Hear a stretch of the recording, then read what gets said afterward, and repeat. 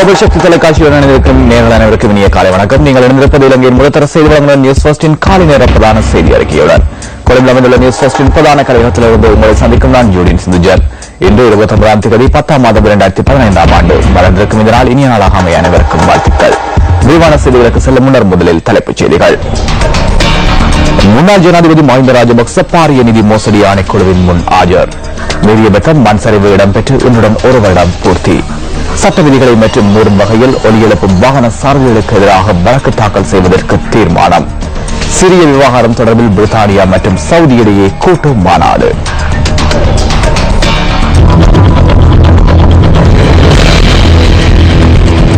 தொடர்ந்து ஒரு அவதானம். விரிவான செய்திகள் வசம். முன்னாள் ஜனாதிபதி மஹிந்த ராஜபக்ச இன்று பாரிய ஊழல் மற்றும் மோசடிகள் தொடர்பில் விசாரிப்பதற்கு நியமிக்கப்பட்ட ஜனாதிபதி ஆணைக்குழு முன் ஆஜராக உள்ளார்.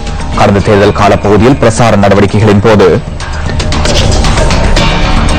சுயாதீன தொலைக்காட்சி சேவைக்கு 200 மில்லியன் ரூபாய் நட்டத்தை ஏற்படுத்தியதாக கூறப்படும் சம்பவம் தொடர்பிலேயே விசாரணைகள் இடம்பெற உள்ளதாக ஆணைக்குழுவின் செயலாளர் லெசில் டி சில்வா தெரிவித்துள்ளார். இதற்கு முன்னரும் முன்னாள் ஜனாதிபதி குறித்த ஆணைக்குழு முன் ஆஜராகி வாக்குமூலம் வழங்கியிருந்தமை குறிப்பிடத்தக்கது.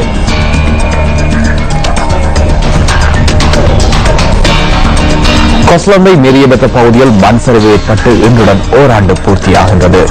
அனர்த்தத்திற்கு உள்ளானோர் இன்னமும் முகாம்களிலேயே தமது வாழ்நாளை கழித்து வருகின்றனர். ஹல்துமுல்ல பிரதேச செயலாளர் பிரிவிற்குட்பட்ட கொஸ்லம்பை மெரியபெத்த பகுதியில் கடந்த வருடத்தில் இதே போன்றதொரு நாளில் காலை 7:15 அளவில் மண் சரிவு ஏற்பட்டது.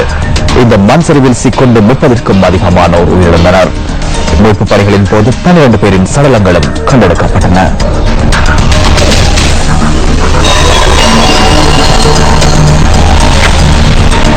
சட்ட விதிகளை மீறும் வகையில் ஒலி எழுப்பும் வாகன சாரதிகளுக்கு எதிராக வழக்கு தாக்கல் செய்வதற்கு மத்திய சுற்றாடல் அதிகார சபை தீர்மானித்துள்ளது. ஒலி மாசடிதல் சட்டம் முன்னர் நடைமுறைப்படுத்தப்பட்ட போதிலும் தற்போது அது நடைமுறையில் இல்லை என மத்திய சுற்றாடல் அதிகார சபையின் தலைவர் லால் தர்மஸ்ரீ தெரிவித்துள்ளார். ஒலி எழுப்புவதற்கான எல்லையொன்று நிர்ணயிக்கப்பட்டுள்ள போதிலும் அது சாரதிகளால் மீறப்படுகின்றமை தற்போது அதிகம் பதிவாவதாக அவர் குறிப்பிடுகின்றார். எதிர்வரும் காலங்களில் இந்த விடயம் தொடர்பில் போலீசார் மற்றும் மோட்டார் போக்குவரத்து திணைக்களத்தினால் சுற்றி வளைப்புகள் மேற்கொள்ளப்படும் என அவர் மேலும் தெரிவித்துள்ளார். இந்த நடவடிக்கைகளை எதிர்வரும் 2 வாரங்களில் முன்னெடுப்பதற்கு எதிர்பார்த்துள்ளதாகவும் மத்திய சுற்றாடல் அதிகார சபையின் தலைவர் லால் தர்மஸ்ரீ குறிப்பிட்டுள்ளார்.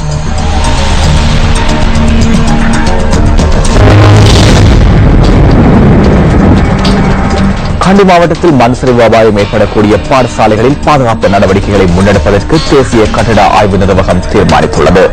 அடுத்த வருடத்திற்குள் குறித்த பாடசாலைகளின் பாதுகாப்பை உறுதி செய்யும் நடவடிக்கைகளை முன்னெடுக்க உள்ளதாக மண் சரிவு ஆய்வு மற்றும் அனர்த்த முகாமைத்துவ பிரிவின் பணிப்பாளர் RMS பண்டார குறிப்பிடுகின்றார். இது வெளிநாட்டின் சில பகுதிகளில் இன்றும் மழை பெய்யக்கூடிய சாத்தியம் உள்ளதாக வளிமண்டலவியல் திணைக்களம் எதிர்ப்பு கூறியுள்ளது.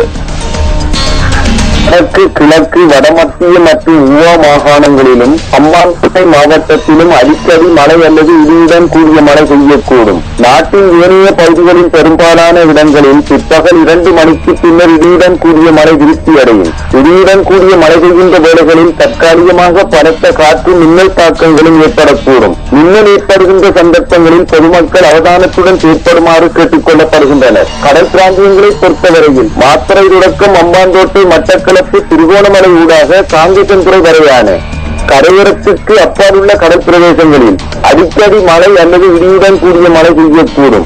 ஏனைய கடல் பிராந்தியங்களில் பிற்பகல் 2 மணிக்கு பின்னர் இடியுடன் கூடிய மழை பெய்யக்கூடும். தென்கிழக்கு மற்றும் வடகிழக்கு கடல் பிராந்தியங்களில் காற்றானது கடிகாரத்தின் திசைக்கு எதிர் திசையில் சுழன்று வீசும். இக்காற்றின் வேகமானது மணித்தியாலத்துக்கு 30 முதல் 40 கிலோமீட்டராக காணப்படும். நாட்டை சூழவுள்ள கடல் பிராந்தியங்களில் காற்றின் வேகமானது சில சமயங்களில் மணித்தியாலத்துக்கு 50 கிலோமீட்டரும் கூடிய வேகத்தில் அதிகரித்து வீசுவதுடன் கடல் பிரதேசங்கள் சற்று கொந்தளிப்பாகவும் காணப்படும்.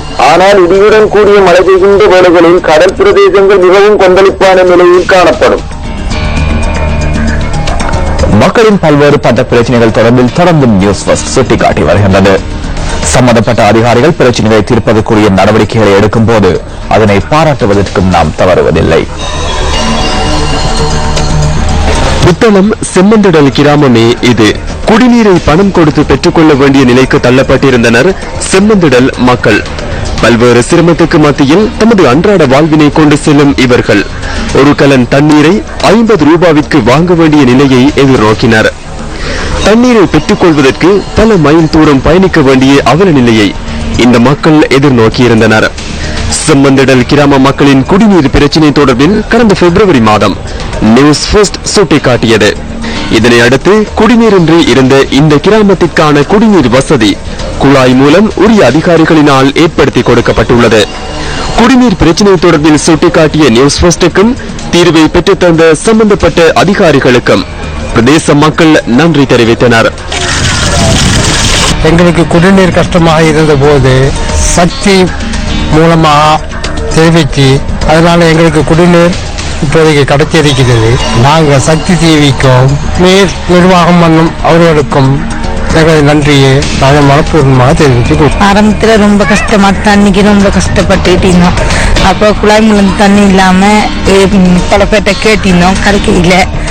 அது பிறகு தண்ணி வாங்கி தான் செலவழிக்க வேண்டிய நிலைமையில இருந்துச்சு.